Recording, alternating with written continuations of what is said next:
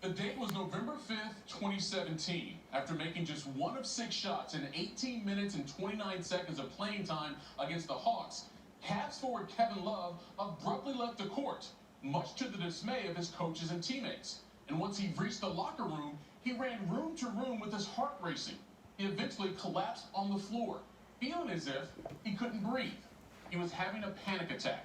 And while terrifying at the time, it became a turning point for Love as it convinced him to finally deal with the anxiety he had been suppressing for years. Love recently sat down with Jackie MacMullan to discuss the importance of being open about mental health issues.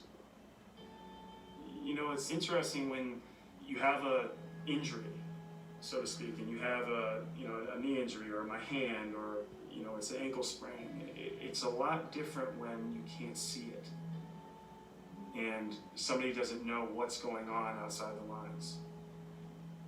Everybody's going through something. Success is not immune to depression.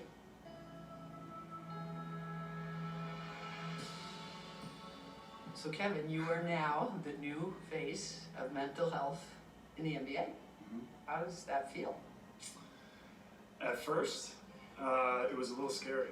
I think from suffering with anxiety and depression for a long time into having my first panic attack on November 5th and not really knowing what that meant to fast forwarding being here now, it's changed my frame of mind, and I really do believe in writing my piece that everybody is going through something. So knowing that it doesn't discriminate and knowing that I'm trying to change the stigma not only for people in sports but all over. And I remember talking to my agent, and he said, "Are you sure you want to do this? Because a lot of people are going to talk about it." I said, "Jeff, I don't know if anybody will, but just understand I'm trying to help people." He goes, "I get it. If you help one person, if you help one kid, it could be absolutely life-changing and groundbreaking for that kid."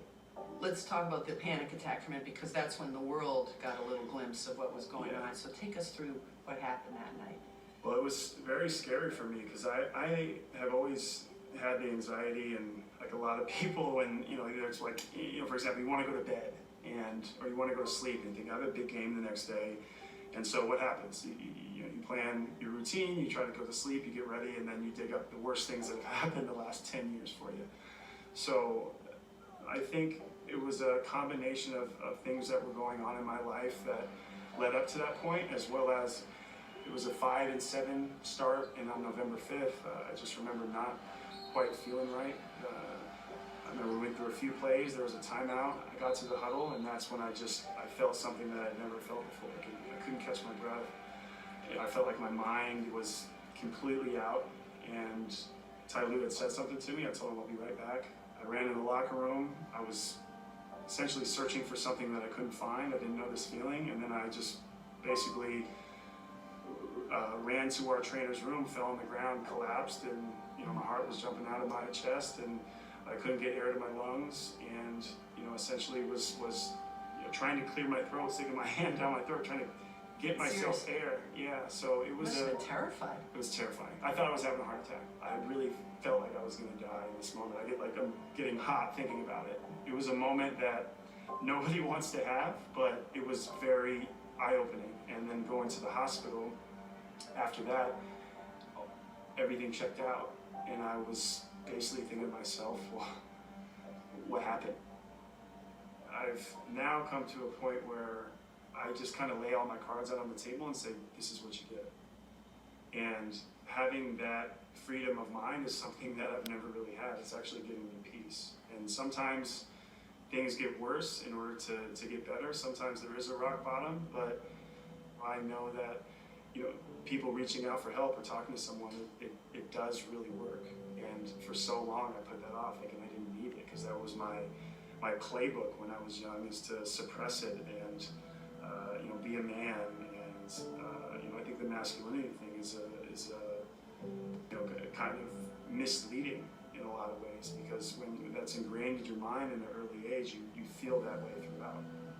I wish I would have had the presence of mind earlier on to face these things, but sure. I think everybody has their moment, their aha moment, or that moment where they're able to come forward with these type of things. So now I'm going to ask you what everyone wants to know. What's LeBron doing during this time? Well, I remember the first thing he said to me after that came out was that he shook my hand on the back of the bus. He, you know, kind of let everybody get off, and he said, "You really helped a lot of people today. You helped a lot, not only a lot of kids, but you helped a lot of people."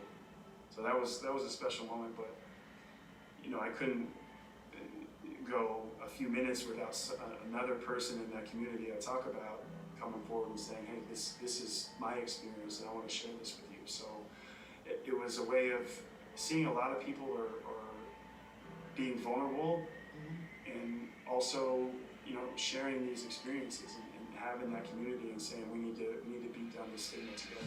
So stigma is still a problem.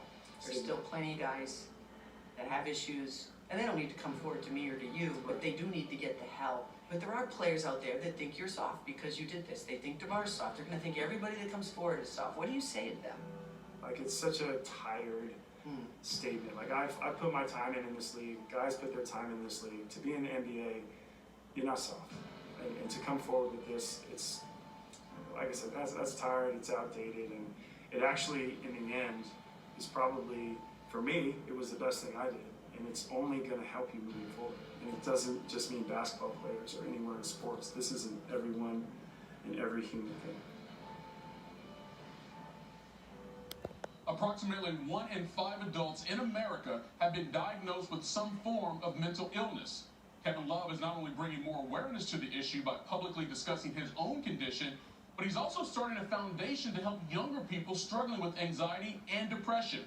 All this week, Jackie McMullen will be bringing us stories about mental health in sports through a series of articles that can be found on ESPN.com.